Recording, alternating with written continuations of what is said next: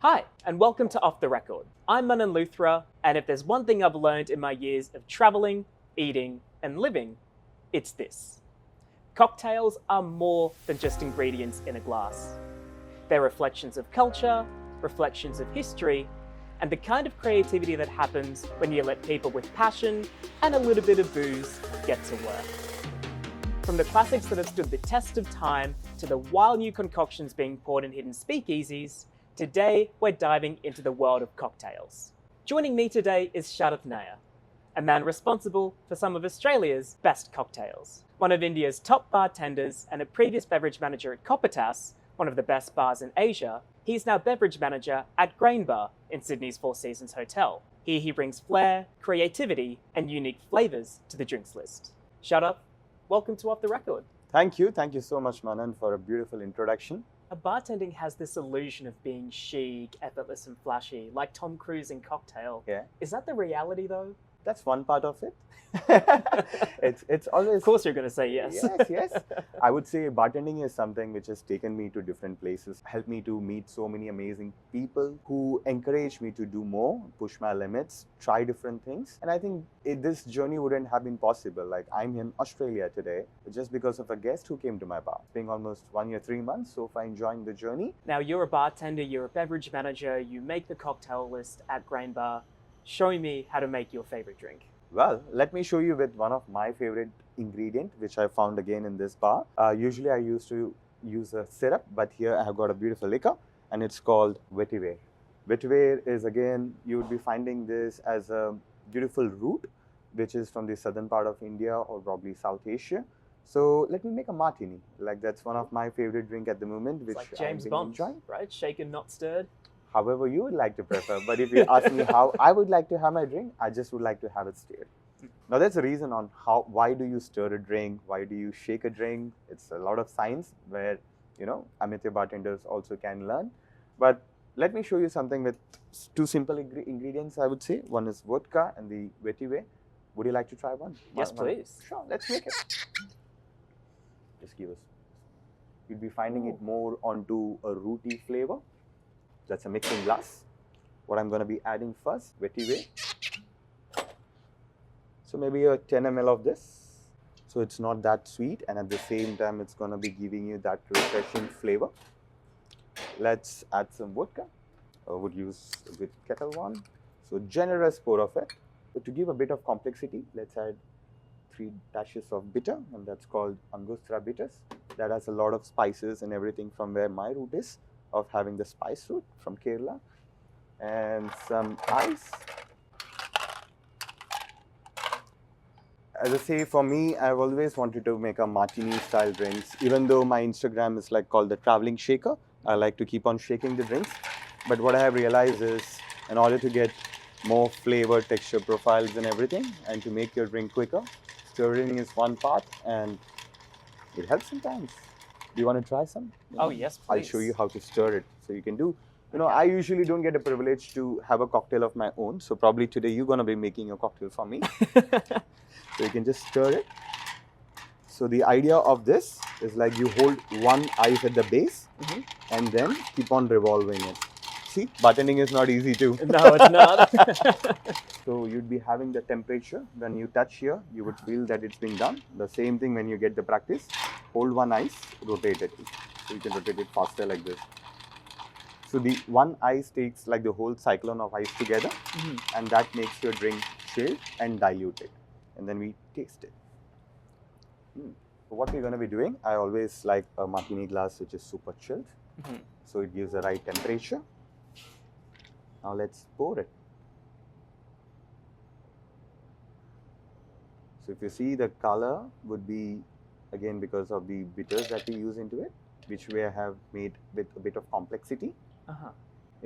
Cocktail is all about sensations, and just like the introduction that you had given, it's all about memory, it's all about that experience that you'd be getting. What we believe in is like that sensational experience. When you touch it, you get a proper temperature. When you take the aroma, you get a beautiful, zesty, lemon flavor. And then is a taste, and that has layers to it. So we have used 3 different layers to it to make sure that It's not just one drink, it's a journey that you'd be getting it together. And the most important part is again the way it looks. Amazing. So try and let me know how this my favorite drink is going to be suiting for you. Cheers. Cheers. I wish we had another drink to clink our glasses together. Oh, wow. Thank you. The bitters come out really strongly, but then also the liqueur which you had. Do you still have the bottle for it? Of course, yes. There you go. That's called the vetiver grace. Vetiver. Yeah. Okay. So it's an ingredient which is being very underrated, but when it comes to martini, just like the other day when you had come to the bar, you had tried a curry leaf tiny teeny.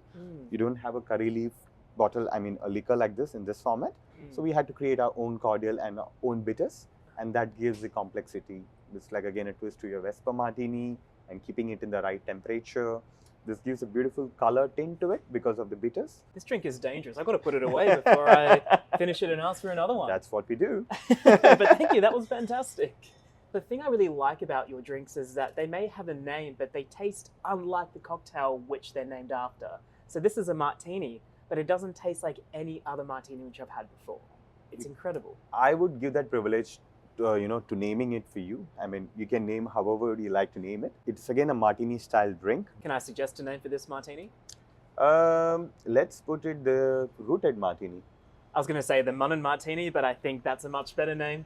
I think the Manan martini is good. Or Mr. Luthra's martini. Mr. Luthra's martini. That like a sounds James much Bond nicer. martini. Yeah. Now, Sarath, as beverage manager, you get to create Grain Bar's cocktail list, its cocktail menu. How do you go about doing that? Very interesting question. I think when I was like in the beginning of my journey of becoming a bartender, it literally took me almost 7 to 8 years to have my own drink in the menu. And then eventually I used to think, what about having a menu where it is being for the bartenders? And surprisingly, and that's one of the best take that you can give to a bartender, and we have been selling those drinks in the best formats. Now, Sarath, which TV show about hospitality is the most accurate? Well, there are many, and as I say, TV shows is like probably Drink Masters would be showing you more about creativity, competitions, flair, and all those parts. The thinking process or the techniques behind making the drinks. I don't know if you have heard about a TV series called The Restaurants on the Edge. Oh, yeah. So that is again another TV show that you can probably refer on how to make little changes in the bar or a restaurant to make it more profitable, and at the same time going with the new trends, adapting to it, and making sure you have a relevancy on why people should come to your place and revisit them again. Now, we've touched on this a little bit earlier, but I'd love to hear more about it. What unusual ingredients pair well together? A lot, I would say. I don't know if you've heard about an ingredient called kudampuli, which is an ingredient used for giving a bitter or a sourness or a tanginess to a fish curry, Kerala fish curry. So it's a black little fruit. It was a weird ingredient for me from a fish curry to try it to a cocktail, but it really worked along with rum, bit of lupi, and then soda to top it up with. It works, some bitter, some sour. It all depends upon how creative and trial and error. Some things might work, some things might not. On my recent trip to Melbourne, one of the ingredients that I tried is mango and coconut. Usually pineapple and coconut is being said as the best of combination of having a pina colada or maybe any other thing.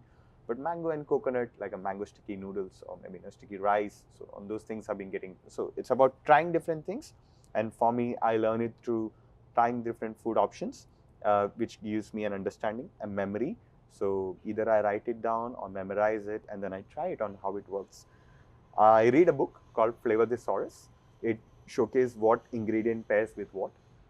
But it doesn't say about how much of the ratio does it work. So it's always about the trial and error. Now, what are people drinking now, and what do you hope to introduce them to at Grain Bar? We can see a lot of trend at the moment where people are having non-alcoholic drinks. At the same time, something on low sugar. I can see a lot of our Coke Zero is being moving.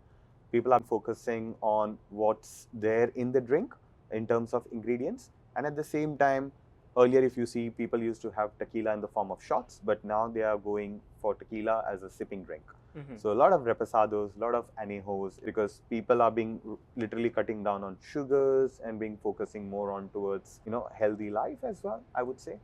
what I would like to introduce it to them is probably more option for those drinks. Now, are there any underrated spirits or underrated ingredients that you think deserve more attention? I don't know if you've heard about the Feni. Feni is again very local to India, especially in a place called Goa.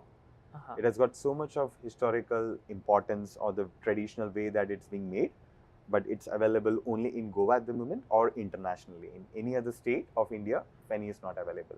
There are two variations on how you prepare it. Either you make it with the cashew apple or you make with the palm. Or even with coconut. I would say majorly you would be seeing coconut and a cashew apple Feni. I think that's something that is being underrated, but I think has a very big potential moving forward in the market. This amazing brand called Kazulo Feni, which is being again run by one of my friends back in India. And if you go to their traditional way of making the Feni in a pot, and all those things are being still continued. Another rum I would say, which is coming from India, is Kamikara. Beautiful rum. So I'm being super excited for that. Now, on the topic of unusual ingredients, what's the strangest drink you've ever made, or the strangest drink someone's ever asked for? Strangest ingredient was when I discovered an ingredient called a black lemon. Usually you would be seeing a lime, lemon, green color, yellow color, or probably a mix of both tints color together. But what about trying something, a completely black, dried lemon? So this people used to, back in India, they use this a lot on your biryanis, and especially mandi biryanis, I would say. So like, why not to use this for grating this on cocktails? And trust me, what it gives you so much of amazing flavor when you put it on top of a nice little martini or maybe any drink with the froth, just evokes up the flavor. So that's one. Second ingredient I would say, which was weirdest that someone had asked for, with mushroom. Okay. So shiitake mushroom or probably all the local grown mushrooms that you'd be having. People used to get these mushrooms. Like our bar got so connected to people that if you say that I don't have this ingredient, they will go outside and get the ingredient for you to get it for you. Like, I would like to have this drink. I still remember one of my signature. It's called Biza. It was made with a typical Indian pan or a betel leaf. A guest who had come to the bar with 4 other people to make his friends try this drink. Like, I'm so sorry, I don't have this. All my betel leaf is over for the day. And with the luxury of India, Swiggy Zomato, right? 10 minutes, you're getting the betel leaves in the hotel. Please make it for them. Do you think we'll see pan or mushroom on Grain Bar's cocktail list anytime soon? We are having one of the drink coming up in the upcoming menu. It's called the 5 senses. So in one of the 5 senses, it's about taste. When you break down the taste elements, it's sweet, sour, salty, bitter, umami.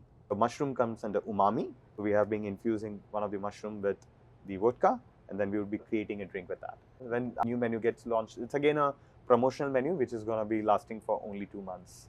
Okay, so you've got to get in quick. Absolutely. Okay. You've got to let me know when it goes live. I always have an option or a reason for you to come back to Grain Bar. Normally it's you, you're the option. Just having a conversation with you is... And it's the people, It's the people who makes the bar, and it's the people who gives a strength to that bar.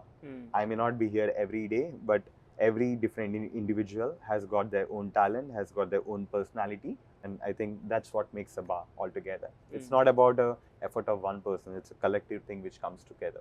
Now, Sarath, time for some rapid fire questions. Sure. Favorite celebrity chef or bartender? Pratik Sadhu. A secret tip for making great cocktails at home? You can have probably a good refrigerator and some ingredients. For any bar, what does one customer do and one customer don't? Just enjoying what we have to offer in the menu. What customers don't, probably just litter the space and go sometimes. Drink responsibly. The most famous person you've served? Enrique Iglesias. And one drink everyone must try? La signature cocktails category. Every day one drink? Yes, definitely. A drink a day, well, it doesn't keep the doctor away. I'm not sure what it keeps away. It will definitely keep the bartenders together.